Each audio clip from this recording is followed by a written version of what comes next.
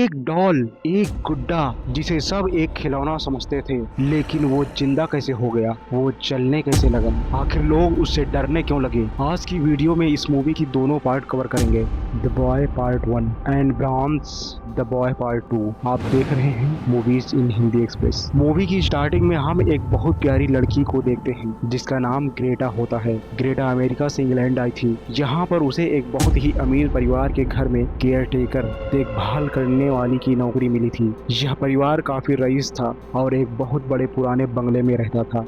जब ग्रेटा घर के अंदर जाने लगती है तो उससे पहले वह अपने जूते बाहर उतार देती है, क्योंकि पूरे घर में महंगे कालीन बिछे हुए थे। घर का माहौल काफी शांत और अजीब था। उस घर का निरीक्षण करते हुए ग्रेटा की मुलाकात एक लड़के से होती है जिसका नाम मैल्कम था। मैल्कम यहाँ किराने का सामान और जरूरी चीजें पहुँचाने का काम करता था। मैल्कम काफी मजाकिया और दोस्ताना स्वभाव का था।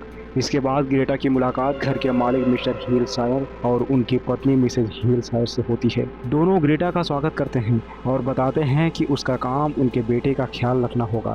लेकिन यहाँ पर सबसे हैरान करने वाली बात तब होती है जब वे उसे अपने बेटे से मिलवाते हैं, क्योंकि उनका बेटा कोई इंसान नहीं था, वह एक चीनी मिट्टी का बना हुआ डॉल था जिसका नाम था ब्राह्म्स। पहले तो ग्रेटा को लगता है कि यह कोई मजाक है, लेकिन कुछ ही देर बाद उसे समझ आ जाता है कि यह दोनों पति पत्नी बिल्कुल सीरियस हैं।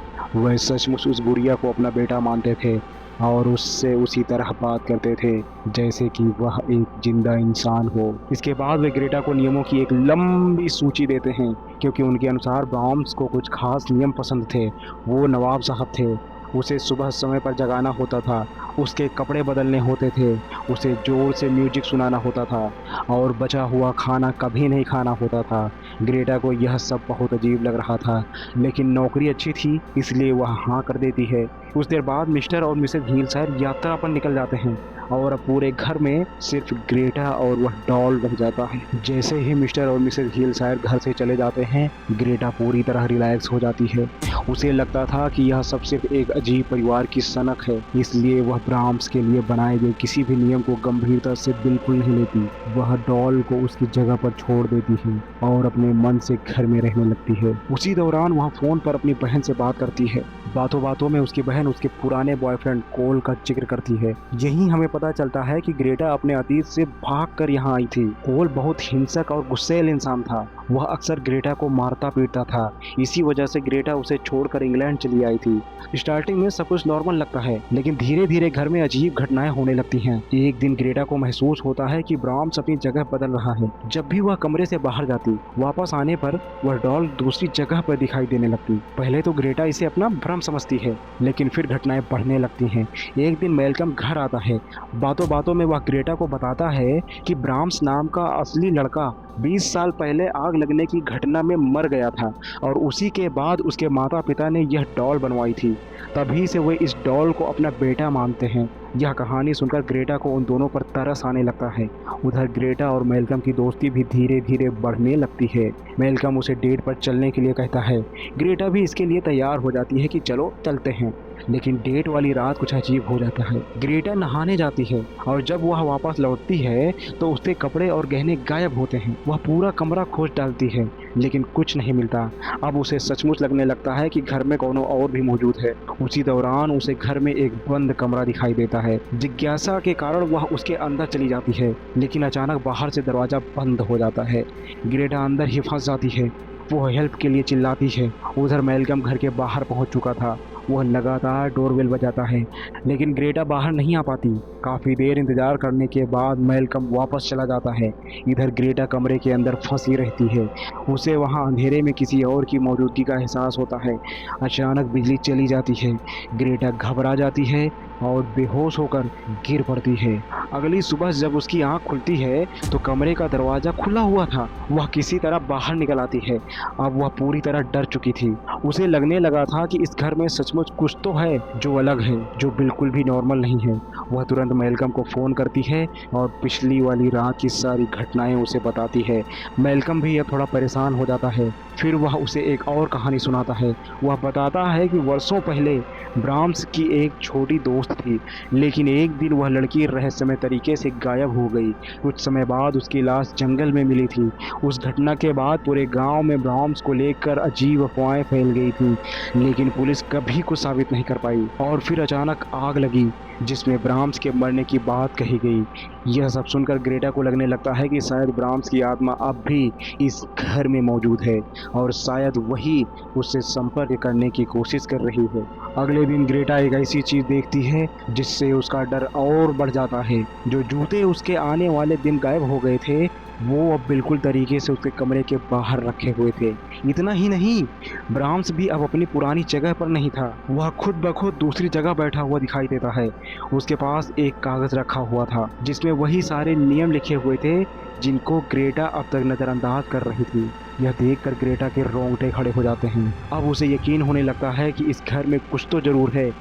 उस रात वह अपने कमरे का दरवाज़ा बंद करके सोने की कोशिश करती है, लेकिन अचानक उसके कमरे का फ़ोन बजने लगता है। जब वह फ़ोन उठाती है तो दूसरी तरफ से एक बच्चे जैसी आवाज़ सुनाई देती है। वह आवाज़ कहती है, ग्रेटा, क्या तुम मेरे साथ खेलोगी? क्या तुम मेरे साथ खेलोगी?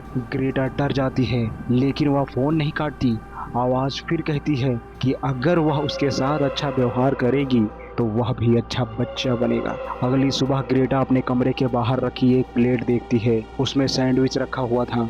अब उसे पूरा यकीन हो चुका था कि ब्राह्म्स की आत्मा इस घर में मौजूद है और आश्चर्य की बात यह थी कि अब वह उससे डरने के बजाय उसका ख्याल रखने लगी थी। धीरे धीरे ग्रेटा ब्राह्म्स के सारे नियम मानने लगती है, उसे समय पर खाना देती है, संगीत सुनाती है, उससे बातें करती है, यहाँ तक कि उसे शुभ रात्रि गुड नाइट भी कहती है।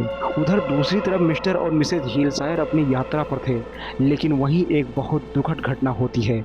दोनों एक पत्र छोड़कर नदी में कूदकर अपनी जान दे देते हैं।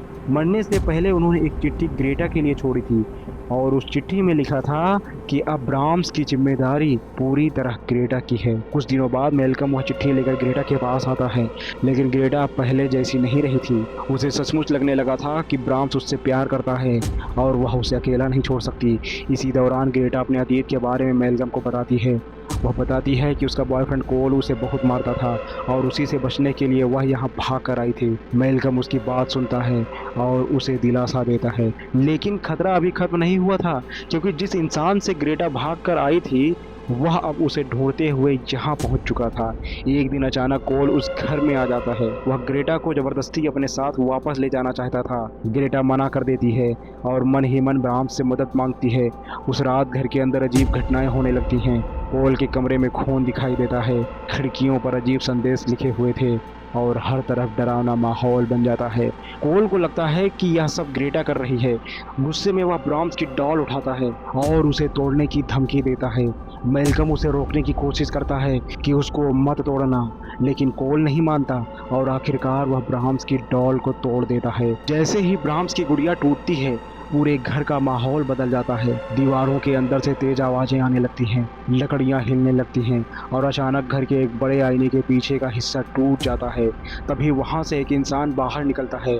उसके चेहरे पर एक डरावना मास्क था। उसका शरीर बड़ा हो चुका था, लेकिन वह अब भी उसी बच्चे की तरह व्यवहार कर रहा था। और यही फिल्म का सबसे बड़ा ट्विस्ट था, क्योंकि असली ब्राह्म्स मरा नहीं था, वह पूरे 20 साल से जिंदा था। वह इसी घर की दीवारों के अंदर छिप कर रह रहा था। यानी अब तक जो कुछ भी हो रहा था वह किसी आत्मा का काम नहीं था, बल्कि असली ब्राह्म्स का था। यही वजह थी कि डॉल अपनी जगह बदलती थी, कपड़े गायब होते थे, खाना रखा मिलता था और फ़ोन पर आवाज़ें सुनाई देती थी। यह सब ब्राह्म्स ही कर रहा था। अब ब्राह्म्स सीधे कोल पर हमला कर देता है। वह उसे बुरी तरह पीटता है और कुछ ही देर में उसकी हत्या कर देता है। ग्रेटा और मेलकम यह सब देखकर दंग रह जाते हैं। उन्हें समझ नहीं आ रहा था कि आखिर इतने सालों तक यह आदमी दीवारों के अंदर कैसे छिपा रहा। अब ब्राह्म्स का अगला निशाना ग्रेटा थी, क्योंकि वह चाहता था कि ग्रेटा हमेशा उसके साथ रहे, ठीक उसी तरह जैसे उसकी माँ उसकी देखभाल करती थी। ग्रेटा और मेलकम जान बचाकर भागते हैं, लेकिन ब्राह्म्स लगातार उनका पीछा करता रहता है। दोनों एक कमरे में छिप जाते हैं और यहीं उन्हें घर के अंदर बना एक गुप्त, एक सीक्रेट हिस्सा दिखाई देता है। यह पूरा इलाका दीवारों के पीछे बना हुआ था। यहीं ब्राह्म्स वर्षों से रह रहा था, जहां उसे खाना मिलता था, यहीं वह सोता था और यहीं उसने अपना छोटा सा संसार बना रखा था। ग्रेटा को अपने चोरी हुए कपड़े भी यहीं मिल जाते हैं। उसे समझ आ जाता है कि उसके सारे कपड़े और गहने ब्राह्म्स ने ही चुराए थे, क्योंकि वह उसे अपने पास रखना चाहता था। यहीं ग्रेटा को मिस्टर और मिसेज हिलशायर का आखिरी पत्र भी मिलता है। पत्र पढ़कर वह पूरी तरह हैरान रह जाती है। उसे समझ आ जाता है कि ब्राह्म्स के माता पिता सब कुछ जानते थे। उन्हें पता था कि उनका बेटा जिंदा है और शायद इसी वजह से उन्होंने आत्महत्या करने से पहले ग्रेटा को यहाँ छोड़ा था ताकि वह ब्राह्म्स की नई देखभाल करने वाली बन जाए। लेकिन ग्रेटा यह कभी नहीं चाहती थी। अब उसे हर हाल में यहाँ से निकलना था, मगर ब्राह्म्स उसे इतनी आसानी से जाने नहीं देने वाला था। ग्रेटा और मैल्कम किसी तरह उस सीक्रेट हिस्से से बाहर निकलने की कोशिश करते हैं, लेकिन ब्राह्म्स अब पूरी तरह पागल हो चुका था। वह लगातार उनका पीछा कर रहा था। उसकी ताकत भी काफ़ी ज़्यादा थी और सबसे ख़तरनाक बात यह थी कि उसे इस घर का हर कोना पता था। भागते भागते ग्रेटा और मैल्कम अलग हो जाते हैं। ब्राह्म्स मैल्कम पर हमला कर देता है। वह उसे बुरी तरह घायल कर देता है। मैल्कम ज़मीन पर गिर जाता है। ग्रेटा यह सब देखकर घबरा जाती है, लेकिन अब उसके पास डरने का समय नहीं था। उसे अपने दोस्त को बचाना था। किसी तरह वह घर से बाहर निकल जाती है, लेकिन कुछ दूर जाने के बाद उसे एहसास होता है कि अगर वह भाग गई तो ब्राह्म्स मैल्कम को मार डालेगा। यही वह एक बड़ा फैसला लेती है। वह वापस उसी घर में लौट आती है। ब्राह्म्स उसे देखकर खुश हो जाता है, क्योंकि उसे लगता है कि ग्रेटा आखिरकार उसके पास लौट आई है। ग्रेटा बहुत चालाकी से उससे बात करने लगती है। वह उसे शांत करने की कोशिश करती है। वह कहती है कि वह उसके साथ रहने के लिए वापस आई है। ब्राह्म्स उसकी बातों पर विश्वास कर लेता है, क्योंकि वह बचपन से ही ग्रेटा को अपनी माँ जैसी समझने लगा था। इसके बाद ग्रेटा उसे उसके ही नियम याद दिलाती है। वह कहती है कि अब रात हो चुकी है और नियमों के अनुसार अच्छे बच्चों को सो जाना चाहिए। ब्राह्म्स उसकी बात मान लेता है। वह अपने बिस्तर की तरफ जाने लगता है, लेकिन यह सब ग्रेटा की प्लान का हिस्सा था। जैसे ही ब्राह्म्स उसके पास आता है, ग्रेटा अपने पीछे छुपाया हुआ स्क्रू ड्राइवर, पेंच कसने वाला जो औजार होता है, उसे निकालती है और पूरी ताकत से उसके पेट में घोंप देती है। ब्राह्म्स दर्द से चीख उठता है। इसके बाद दोनों के बीच भयानक लड़ाई शुरू हो जाती है। ब्राह्म्स घायल जरूर हुआ था, लेकिन अभी भी जिंदा था। वह फिर से ग्रेटा पर हमला करने की कोशिश करता है, लेकिन इस बार ग्रेटा पूरी तरह तैयार थी। वह लगातार उसका मुकाबला करती है। इसी दौरान उसे मौका मिल जाता है। वह मैल्कम को लेकर घर से बाहर निकल जाती है। दोनों किसी तरह अपनी जान बचाकर वहां से दूर चले जाते हैं। अब उन्हें लगता है कि सब कुछ खत्म हो चुका है, लेकिन फिल्म यहाँ एक आखिरी डरावना दृश्य दिखाती है। हम वापस उसी घर के अंदर जाते हैं। वहाँ टूटे हुए सामान के बीच ब्राह्म्स अब भी जिंदा था। वह धीरे धीरे अपनी टूटी हुई डॉल को फिर से जोड़ रहा था। यानी यह कहानी अभी खत्म नहीं हुई थी और एक बार फिर किसी नए शिकार का इंतजार कर रहा था। और यहीं पर द बॉय 2016 की कहानी खत्म हो जाती है। ये पार्ट 1 था, लेकिन आगे चलकर इसी कहानी को द बॉय पार्ट 2 में आगे बढ़ाया जाता है, जहां एक नया परिवार इसी इलाके में रहने आता है और एक बार फिर ब्राह्म्स का डरावना खेल शुरू होता है। अब हम मूवी की पार्ट 2 पर चलते हैं, ब्राह्म्स द बॉय पार्ट 2। कई साल बाद ब्राह्म्स एक बार फिर वापस लौटता है। अब हमें एक नए परिवार को दिखाया जाता है। इस परिवार में एक छोटा लड़का था जिसका नाम जूड था। उसके माता पिता का नाम लाइजा और शान था। कुछ समय पहले उनके घर में एक भयानक घटना हुई थी। एक रात कुछ लोग उनके घर में घुस आए थे। उस दौरान लाइजा बुरी तरह घायल हो गई थी और इस घटना का सबसे गहरा असर जूड पर पड़ा था। उस सदमे के बाद जूड ने बोलना लगभग बंद कर दिया था। वह किसी से बात नहीं करता था। डॉक्टरों और थेरेपिस्ट की मदद के बावजूद उसकी हालात में ज़्यादा सुधार नहीं हो रहा था। अपने बेटे को इस हालत में देखकर शान फैसला करता है कि परिवार को कुछ समय के लिए शहर से दूर किसी शांत जगह पर ले जाना चाहिए। इसलिए वे लोग एक पुराने इलाके में बने बड़े से घर में रहने आ जाते हैं। और किस्मत देखिए, यह वही इलाका था जहां ब्राह्म्स का पुराना घर मौजूद था। एक दिन जूड जंगल में घूम रहा होता है, तभी उसे मिट्टी में दबा हुआ एक अजीब सा डॉल मिलता है। वह डॉल और कोई नहीं बल्कि ब्राह्म्स था। सालों पहले टूटने के बाद भी किसी तरह वह फिर से यहाँ पहुँच गया था। जूड उस डॉल को अपने घर ले आता है। लाइजा और शान को यह सिर्फ एक साधारण सा डॉल लगता है, लेकिन जूड को उससे अजीब लगाव होने लगता है। वह हर समय उसी के साथ रहने लगता है और सबसे हैरानी वाली बात, कई महीनों से चुप रहने वाला जूड अब फिर से बोलने लगता है। अपने बेटे को दोबारा नॉर्मल होता देखकर उसके माता पिता बहुत खुश हो जाते हैं, लेकिन उन्हें यह नहीं पता था कि उनके बेटे में सुधार नहीं हो रहा था, बल्कि कोई और चीज़ उसके ऊपर अपना असर जमा रही थी। धीरे धीरे जूड का लगाव ब्राह्म्स के साथ इतना बढ़ जाता है कि वह उसे अपना सबसे अच्छा दोस्त मानने लगता है। वह अपने माता पिता से कहता है कि ब्राह्म्स उससे बातें करता है।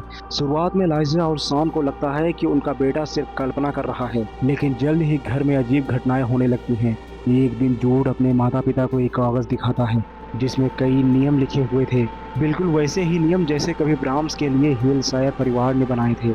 जूड कहता है कि यह नियम ब्राह्म्स ने बनाए हैं और अगर कोई उन्हें नहीं मानेगा तो ब्राह्म्स नाराज हो जाएगा। लाइजा को यह सब बिल्कुल पसंद नहीं आता, लेकिन सान सोचता है कि शायद यह सब जूड की मानसिक स्थिति बेहतर होने का हिस्सा है। इसी दौरान इलाके का एक बूढ़ा आदमी उनके संपर्क में आता है। वह उसी जमीन की देखभाल करता था जहां कभी हिलशायर परिवार का घर हुआ करता था। उसे ब्राह्म्स के बारे में काफी कुछ पता था, लेकिन वह पूरी सच्चाई बताने से बचता रहता है। दूसरी तरफ जूड का व्यवहार लगातार बदल रहा था। वह पहले से ज्यादा चुप रहने लगा था।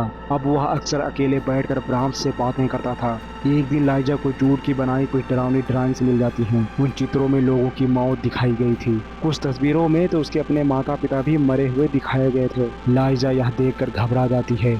उसे लगने लगता है कि यह डाल उसके बेटे पर बुरा असर डाल रही है। जूड बार बार कहता है कि यह सब उसकी नहीं, ब्राह्म्स की इच्छा है। अब लाइजा ब्राह्म्स को घर से हटाने का फैसला करती है, लेकिन जैसे ही वह ऐसा करने की कोशिश करती है, घर में और भी अजीब घटनाएं शुरू हो जाती हैं। रात में आवाज़ें सुनाई देती हैं, सामान अपनी जगह बदलने लगता है और ऐसा लगता है जैसे कोई हर समय उन पर नज़र रख रहा हो। इसी बीच वह बूढ़ा आदमी आखिरकार लाइजा को ब्राह्म्स की पूरी कहानी बताता है। वह बताता है कि वर्षों पहले ब्राह्म्स नाम का एक लड़का इसी इलाके में रहता था। उसने कई भयानक अपराध किए थे। बाद में उसकी मौत हो गई, लेकिन उसकी बुरी शक्ति कभी खत्म नहीं हुई। वह पावर उसी डॉल के साथ जुड़ गई और अब जो भी बच्चा उस डॉल के करीब आता है, ब्राह्म्स धीरे धीरे उसके दिमाग पर नियंत्रण करने लगता है।